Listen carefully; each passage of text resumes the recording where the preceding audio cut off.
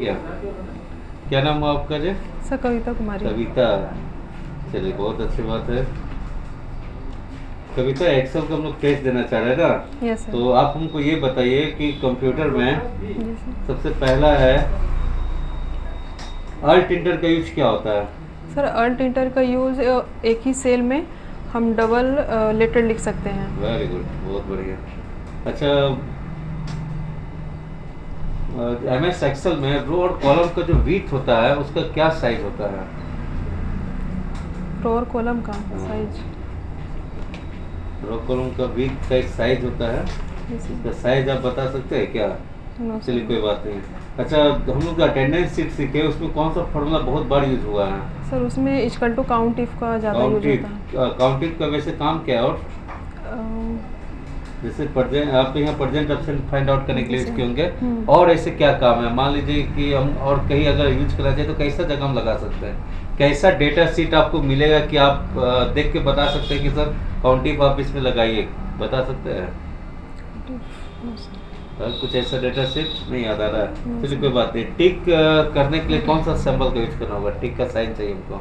टिक keyboard से कौन सा बटन प्रेस करना होगा? Shift plus P. कौन सा P? Capital P. Capital P. अच्छा चलिए। और अच्छा, मान लीजिए कि आप कंप्यूटर पर केजी और पीसेस आप इनपुट किए हैं, तो केजी वगैरह लिख सकते हैं क्या? जी कैसे सर। लिख सकते हैं? कहाँ जाना होगा? सर उसको पहले कॉलम को सिलेक्ट करना होगा अच्छा। और उसके बाद कंट्रोल+1 करके कंट्रोल+1 के गो टू कस्टम में जाना होगा। फिर अच्छा। उसके बाद जर्नल को इरेज करके हम्म। हैश इन्वर्टेड कोमा केजी और इन्वर्टेड कोमा करना चलिए होगा। बहुत बढ़िया। अच्छा, हैच की जगह कोई और भी बैठा सकते हैं? हैच अगर नहीं दे रहा कुछ और, इसके अलावा कोई और भी बेलो? नहीं सर। नहीं। चलिए कोई बात नहीं, उसके जगह जीरो भी आप लगाइएगा ना तो भी जीरो। काम करेगा। हैच और जीरो दोनों काम होता है। अच्छा, मान लीजिए कि बहुत सारे सेल खाली हैं, हम उस सेल को काउंट करना चाह रहे हैं, तो कोई फॉर्मूला है क्या? कुछ सेल है, सेल समझ रहे ना, एक्सेल में बहुत सारे बॉक्स को सेल बोला जाता है। Yes, sir. तो कहीं कुछ नाम लिखा हो, कहीं नहीं लिखा हो, कहीं लिखा हो, कहीं नहीं लिखा हुआ, तो हमको ये काउंट करना है कितना जगह खाली है सर। कोई फॉर्मूला है आपके पास? जी सर। कौन सा? Equal to count count blank blank function. Formula लगाने से गिना हाँ। जा सकता है। हाँ सर। अच्छा, वो खाली जगह जितना भी है ना, हम चाह रहे हैं कि सर वहाँ पर हम कुछ लिख दें, जैसे अपसेंट लिख दें, क्या हो सकता है क्या तुरंत अपसेंट? क्या सर? जैसे खाली जगह, जैसे मार्कशीट क्रिएट किया गया जिसमें बहुत सारे बच्चे मार्क्स दिए, हम्म। आप कुछ सेल खाली भी रह गया, जैसे बच्चा एग्जाम में दिए तो अपसेंट हो गया। हम चाह रहे हैं कि सर एक जगह ये भी लिखिएगा, बहुत टाइम लगेगा, 1000 स्टूडेंट का डेटा है, जी तो सर। शॉर्टकट है कि हम तुरंत खाली जगह को सिलेक्ट कर ले और ए भी लिखे, तुरंत सब जगह ए भी आ जाए। हाँ सर वो हो कैसे होगा सकता है। बताइए? सर वो मतलब सारा एरिया को सिलेक्ट कर लेना ठीक है, है। कंट्रोल+G जाके हाँ। स्पेशल में क्लिक करके फिर ब्लैंक में क्लिक करके टाइप ए भी कर देना है, फिर उसके बाद कंट्रोल+इंटर कर देना है। कंट्रोल प्लस एंटर दबा देंगे। वेरी गुड, चलिए बहुत बढ़िया। अच्छा, हमको एक और ऐसा बताइए, डेटा तैयार करना है, जैसे मेरे यहाँ क्लासेस चलता है, कोई स्टूडेंट भौरा से आते हैं, कई लोग अलग अलग प्लेसेस से आ रहे हैं, कोई गौरकुटी, कोई भौरा 19 में 12 नंबर। हमको ये पता करना है कि भौरा 12 नंबर से कौन कौन स्टूडेंट आ रहा है। तो ऐसा कोई ऑप्शन है कि भौरा 12 नंबर क्लिक करो, 12 नंबर का स्टूडेंट खाली खोजे? लिस्ट तो 100 है, लेकिन सिर्फ भौरा 12 नंबर ही खोज के दे। हाँ सर वो फिल्टर से हम कर सकते हैं। फिल्टर फिल्टर कहाँ कहाँ मिलता है? ये कहाँ पर सर है? ये क्या कहते हैं, डेटा में जाके फिल्टर ऑप्शन को चूज कर किया जाता very है। good। अच्छा, एक्सेल में हम चाह रहे थे कि कुछ ऐसे डेटा आपके पास है, ठीक है, जैसे आधार का ही डेटा के एग्जाम्पल लेते हैं, लेकिन हम आधार नंबर जब लिख रहे हैं तो आधार नंबर ऐड नहीं होने दे रहा, मतलब 11 लिख दे रहा, +11 कुछ ऐसा, क्या ऐड हो सकता है? 12 नंबर लिखने नहीं दे रहा हमको, मिनिमम 12 से 13 नंबर, या कोई अकाउंट नंबर लिखना चाह रहे हैं तो जैसे सेल में लिख रहे हैं तो 12 से 13 नंबर लिखने नहीं दे रहा, कैसे होगा वो? क्वेश्चन समझ में आया क्या हमने बोला? तो नहीं सर। जैसे अकाउंट नंबर अगर ले, जैसे बैंक के अकाउंट नंबर करीब 13 से 14 डिजिट का होता है, और 13-14 डिजिट जब हम लिख रहे ना एक्सेल के रो में और इंटर कर रहे ना, तो +11 लिख दे रहा है, यानी अकाउंट नंबर लिखने नहीं दे रहा है कंप्यूटर। कैसे लिखेगा वो? सर वो डेटा वैलिडेशन में जाकर करना होगा। डेटा वैलिडेशन में जाके करना होगा? जी सर। नहीं, वहाँ से नहीं, कुछ और भी इसके फंक्शन है। अच्छा, वैसे डेटा वैलिडेशन आपने बताई, डेटा वैलिडेशन है क्या? हमको इसके बारे में तो बताइए, तो काम क्या है कंप्यूटर में इसका, एक्सेल में? सर ये किसी भी नंबर को मतलब रिस्ट्रिक्शन लगाता है कि पासवर्ड लगाता है कि जो हम नंबर दिए उससे आगे कोई नंबर ना उसमें यूज हो पाए। अच्छा, जो भी आप ऑर्डर दीजिएगा जस्ट लाइक तो उस टाइप का काम हाँ। करेगा। अच्छा चलिए ठीक है। एमएस एक्सेल में ये बताइए जैसे लेते हैं, जैसे एक नाम ही लेते हैं, ठीक है, मान लीजिए किसी का नाम बिंदु है। अब हम चाह रहे हैं कि सर ऊपर भी बिंदु लिखा हो, जैसे बिंदु का कई बार स्टूडेंट कंफ्यूज होकर BI करके भी स्पेलिंग लिखते हैं और कई बार VI भी लिख देते हैं, कई लोग कंफ्यूज हो गया। Yes, sir. हम चाह रहे कोई ऐसा फॉर्मूला है कि दोनों डेटा को मैच करने के बाद रिजल्ट दे कि ट्रू है या फॉल्स है। यस सर, इसका फॉर्मूला है equal to exact. Very good, ठीक है, बहुत अच्छा जवाब दिए। अच्छा, दो अलग अलग सेल में लिखा हुआ है, ठीक है, कविता एक तब कुमारी, हम चाहे दोनों सेल को आपस में मर्ज कर दें। जी सर, क्या है? उसके लिए इक्वल टू कॉन्केटेनेंट होता चलिए है। ठीक है, बहुत अच्छा जवाब दिए थे आप ये। अच्छा, हम माइनस का सिंबल चाहते हैं, क्या माइनस सिंबल से रिमूव करना चाहते हैं, हो सकता है क्या? जी सर, इक्वल टू एप्स। रेडियस ना, बहुत बढ़िया जवाब दिए गए। अच्छा, काउंटा फंक्शन क्या होता है? काउंटर फंक्शन ये लेटर और डिजिट को दोनों को काउंट करता है। Very good. इनॉफ फंक्शन से क्या होता है? Sorry sir, NOW। Now function से ये डेट और टाइम को बताता है। अच्छा, टुडे से क्या होता है? टुडे से सिर्फ ये डेट बताता है। अच्छा चलिए, मेरे पास एक डेट है, मान लीजिए कोई ओल्ड पुराना डेट है और आज का डेट है, दोनों के बीच हमको पता करना है कितना दिन का डिफरेंट है, कोई फॉर्मूला है क्या? जी सर, कौन सा? Equal two days 360। 360 की मदद से आप माइनस कर सकते हैं ना दोनों के हाँ। बीच का। अच्छा, कौन कितना कब जन्म लिया, कोई एक डेट मान लीजिए मेंशन है, वो कौन सा दिन जन्म लिया, क्या कोई फॉर्मूला है क्या? कौन से दिन? जी सर, इक्वल टू टेक्स्ट होगा। एक फॉर्मूला, वेरी हाँ। गुड। अच्छा, कंट्रोल D से क्या होता है? कंट्रोल डी से कंट्रोल D से। अच्छा, प्रिंट प्रीव्यू का शॉर्टकट की क्या होता है?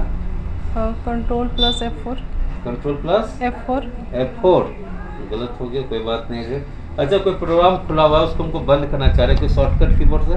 Alt plus F4। Alt plus F4, very good. अच्छा, F1 से क्या होता है? F1?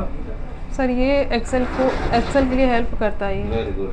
अच्छा, मान लीजिए कि कुछ नाम लिखा जैसे कविता स्पेस स्पेस कुमारी हो गया, हाँ। क्या बीच का रिमूव हटा सकते हैं, कोई फॉर्मूला है क्या? इक्वल टू टिम फंक्शन का यूज कर सकते हैं। Very good.